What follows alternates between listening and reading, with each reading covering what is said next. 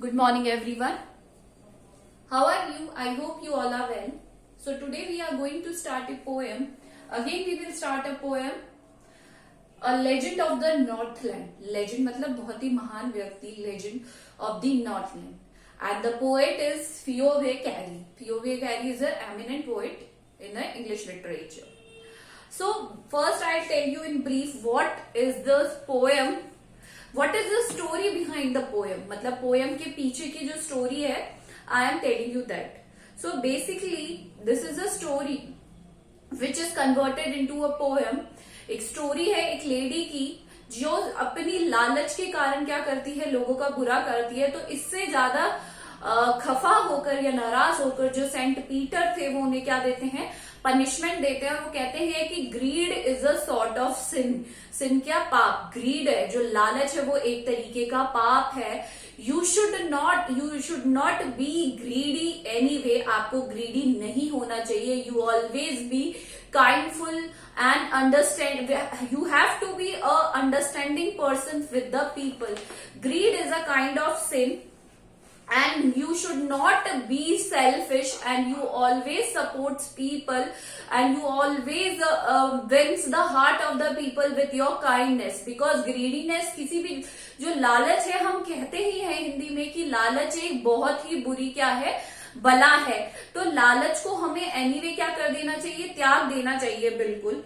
Greed is a serious sin. Greedy people cannot deserve the blessing or understanding of the common people. जो greedy लोग हैं वो blessings, किसी के blessings के लायक नहीं होते. क्योंकि जो greedy होगा, लालची होगा, he or she always think about himself only या herself only. वो हमेशा किसके बारे में सोचेंगे, उनकी प्रायोरिटी कौन होगा, हमेशा खुद ही होंगे वो. And one of these materialistic things को हमेशा त्याग देना चाहिए. मटीरियलिस्टिक चीजों के पीछे हमें लड़ाई नहीं करनी चाहिए. We should always be kindful to the society, to the people living around us. And it is a supreme quality. Being like human, like kindness. और क्या होती है, फेलो फीलिंग. हमारे जो साथ वाले हैं उनके लिए फेलो फीलिंग हमारे लिए काइंडनेस होती है. Understood? Now we will start the poem with the first stanza. Away, away in the Northland. मतलब कवि ने से जैसे once upon a time in the Northland होता है, आपने पढ़ा होगा स्टोरीज में, उसी तरीके से पोएट ने कहा है away away in the Northland. पौराणिक कथा सुना रहे हैं वो, मतलब बहुत पहले की बात है. Away away in the northland when the hours of the days are few. जब दिन क्या होते थे, मतलब hours of the days are few, मतलब कौन से दिन चल रहे थे आपको पता है. सर्दियों के दिन छोटे होते हैं और गर्मियों के दिन लंबे होते हैं. तो डेज आर फ्यू मतलब आवर्स, अब घंटे थोड़ी कम हो जाते हैं, दिन छोटे हो जाते हैं. तो ये सर्दियों की बात है. And the nights are so long in winter. और नाइट्स लंबी होती हैं, ये हम सब जानते हैं. That they cannot sleep them through. और पूरी रात को आपने देखा होगा विंटर्स की नाइट में हम सो नहीं पाते हैं ढंग से, क्योंकि घंटे तो वही रहते हैं बट उनका जो पासिंग द टाइम है वो लंबा हो जाता है.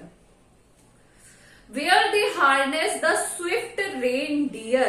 जब बर्फ गिरती है बहुत सारी, तो वो लोग क्या करते हैं नॉर्थलैंड में, रेनडियर को किससे, स्लेज से. अब आने वाला है ना सेंटा किस पे आता है, riding on the sledge.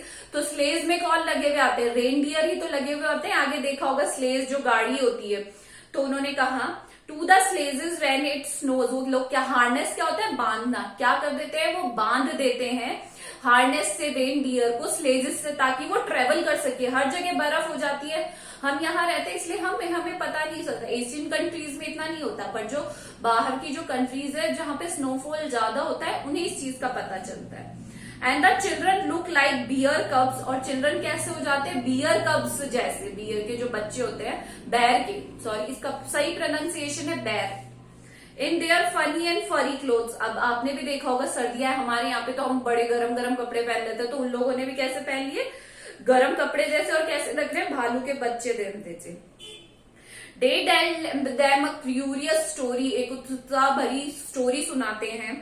I don't believe it is true. मैं बिलीव नहीं करता हूं कि ये ट्रू है. And yet you may learn a lesson if I tell the tale to you. But तुम्हें इसके साथ क्या लर्न करने को मिलेगा, एक लेसन मिलेगा, एक सीख मिलेगी लाइफ के लिए.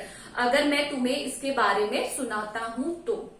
आज हम यहीं तक करेंगे। तीनों स्टेंजास को आप एक्सप्लेनेशन के साथ कॉपी में करेंगे। First I want to tell you, मैं अगेन कह रही हूं, डैश डैश डैश करके नहीं लिखेंगे। You have to write all the lines. Understood? This is all for today. Thank you. And if you have any problem, you can ask me personally. Thank you.